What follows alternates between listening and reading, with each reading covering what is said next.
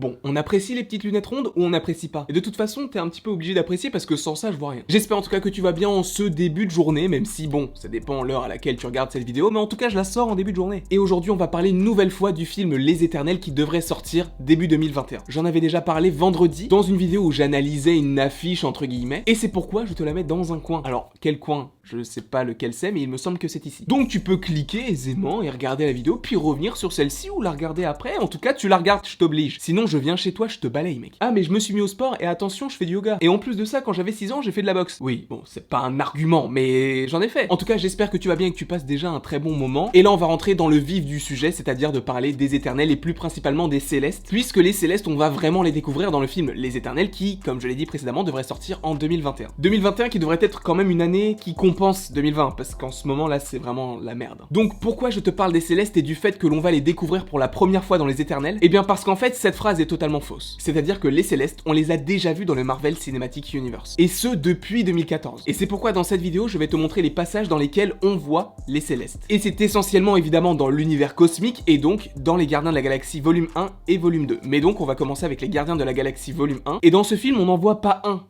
mais 2. En plus de ça, on les voit quasiment au même moment, à quelques minutes d'intervalle. Mais le premier dont je voulais te parler, c'est celui que l'on voit en deuxième dans le film. C'est quand les Gardiens de la Galaxie vont voir le collectionneur pour lui donner la pierre du pouvoir, et que le collectionneur en profite pour leur expliquer ce qu'est une pierre de l'infini. Même si bon, Gamora, on sait qu'elle a pas besoin de cette explication, puisque son père les recherche, donc je pense qu'elle les connaît depuis je ne sais pas combien de temps. Donc pour Gamora, c'est un peu familier. Mais pour les autres Gardiens de la Galaxie, c'est tout nouveau. Et en plus, ça nous permet à nous, spectateurs, de comprendre ce qu'est une pierre de l'infini. Et à un moment, dans cette présentation, on voit un géant avec un sceptre sur une planète, et sur le sceptre on voit qu'il y a la pierre du pouvoir. Et lorsqu'il pose le sceptre sur la planète semble se détruire. Ce qui montre à quel point la pierre du pouvoir est puissante. Seulement, revenons sur le personnage qui a le sceptre. C'est un Céleste. Et c'est notamment le personnage que j'ai utilisé lors de la vidéo d'analyse du poster des Éternels. Et donc ce personnage est bien un Céleste. Et ce n'est pas la première fois que l'on en voit un dans le Marvel Cinematic Universe, puisque quelques minutes avant, on voit les Gardiens de la Galaxie arriver sur l'astéroïde Nowhere pour aller rencontrer le collectionneur. Sauf que si tu fais attention à ce que tu peux voir et à ce que tu peux entendre au niveau des dialogues, on comprend que l'astéroïde Nowhere est une tête d'une entité cosmique. Et c'est la tête d'un Céleste. Donc en quelques minutes, on t'intègre les personnages des Célestes sans que tu puisses vraiment comprendre ce que c'est, chose que tu reverras dans les Éternels 7 ans après. Sachant que les Gardiens de la Galaxie, volume 1 est sorti en 2014 et que les Éternels devraient sortir en 2021. Donc je trouve ça assez fou. Alors est-ce que depuis ce temps-là c'était prévu? Je ne pense pas forcément, mais c'est vrai que c'est assez incroyable qu'un film qui va sortir en 2021 utilise des codes qui ont été utilisés dans un film de 2014, et c'est cette connexion que je trouve hyper stylée entre tous les films du Marvel Cinematic Universe. Mais ce film n'est pas le seul film où on aperçoit un Céleste avant les Éternels. On va directement aller aux Gardiens de la Galaxie, volume 2. Puisqu'Ego, qui est l'antagoniste principal du film, et également le père de Peter Quill, c'est un Céleste. Et ce qui est intéressant à savoir, c'est qu'Ego, étant donné que son fils est Peter Quill, ça veut dire que Peter Quill, donc Star-Lord, a du sang céleste en lui. Et pareil, je trouve ça hyper intelligent et hyper intéressant. C'est toujours une introduction assez lente, mais qui va servir pour la suite. Donc ça fait déjà 3 apparitions de Céleste dans le Marvel Cinematic Universe. Avec la présentation de la pierre du pouvoir qui appartenait à l'époque à un Céleste, avec l'astéroïde Nowhere, et Ego et Peter Quill. Je trouve que l'intégration au fur et à mesure des Célestes est hyper intéressante et hyper intelligente, dans le sens où on ne les a pas vus venir. Oui, il y en avait, mais personnellement, je ne me suis jamais dit qu'il y allait avoir un film où ils allaient être au centre de ce dernier. Et c'est trop cool en fait. Après, je ne sais pas ce que tu en penses, mais attends, c'est pas parce que j'ai dit cette phrase, je ne sais pas ce que tu en penses, que c'est la fin de la vidéo. Puisque ce n'est pas la dernière apparition d'un Céleste dans le Marvel Cinematic Universe. Un autre film qui se passe dans l'espace,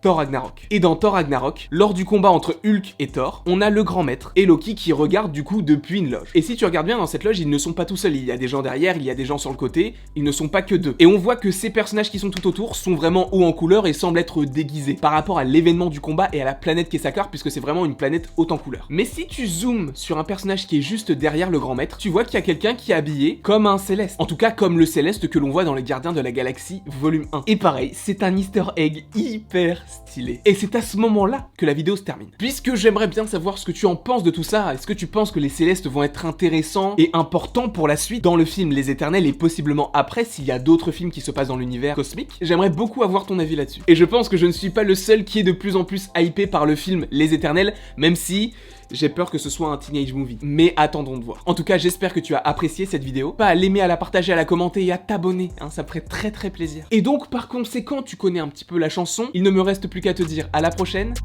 pour la prochaine.